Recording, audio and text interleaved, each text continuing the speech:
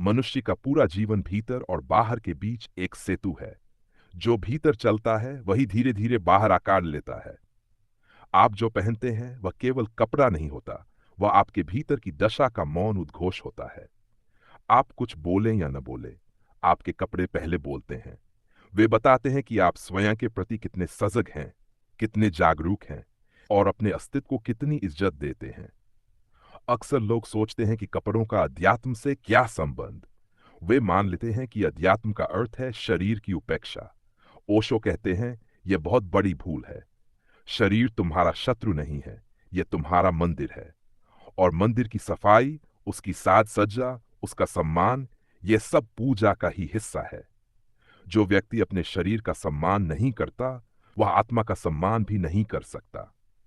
आपने देखा होगा, कुछ लोग गंदे बिखरे कपड़ों में रहते हैं और कहते हैं कि हमें बाहरी चीजों से क्या लेना देना। लेकिन वास्तव में यह वैराग्य नहीं, यह अचेतनता है। यह भीतर की अव्यवस्था का प्रतिबिंब है। सच्चा संन्यास लापरवाही नहीं सिखाता, बल्कि गहरी सजगता सिखाता है। सच्चा साधक अपने हर कदम में जागरूक होता है, यहां तक कि कपड़े पहनते समय भी। कपड़े अहंकार का साधन भी बन सकते हैं और आत्मसम्मान का भी। फर्क केवल चेतना का है। जब आप कपड़े इसलिए पहनते हैं कि दूसरे आपसे प्रभावित हों, तो आप गुलाम बन जाते हैं। और जब आप कपड़े इसलिए पहनते हैं कि आप स्वयं से प्रसन्न हो, सहज हो, तो वही कपड़े आपकी गरिमा बन जाते हैं। दुनिया आपको आंखों से देखती है। यह कटु से है, लेकिन सत्य है। लोग आपके शब्दों को सुनने से पहले आपके रूप को देखते हैं। इसमें गलत कुछ भी नहीं है। प्रकृति ने आंखें दी हैं देखने के लिए। इसलिए यह कहना कि कपड़ों से कुछ नहीं होता एक तरह का आत्म धोखा है। कपड़ों से सब कुछ नहीं होता, लेकिन बहुत कुछ होता है। आप जो पहनते हैं वह आपकी जीवन शैली का आईना होता है। अव्यवस्थित कपड़े अव्यवस्थित मन की ओर इशारा करते हैं। सादे, साफ, सहज कपड़े भीतर के संतुलन को दर्शाते हैं। इसका अर्थ यह नहीं आपको महंगे कपड़े पहनने चाहिए।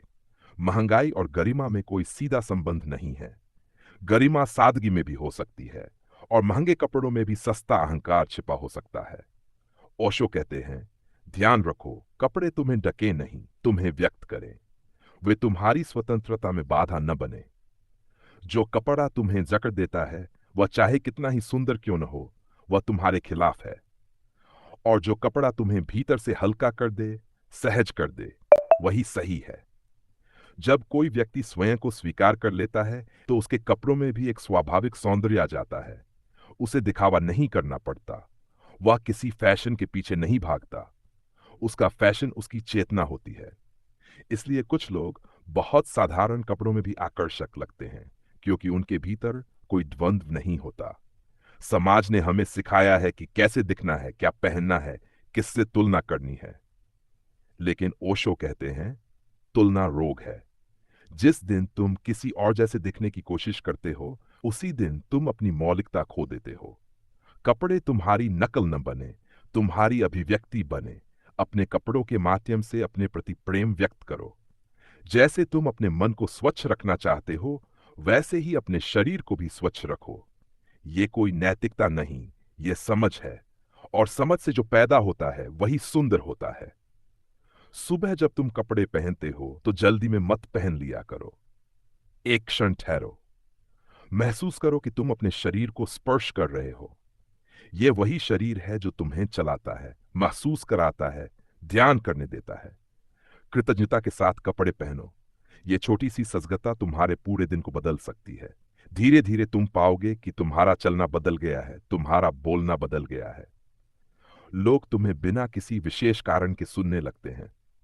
तुम्हारी उपस्थिति भारी नहीं, प्रभावशाली हो जाती है। यही पहचान है।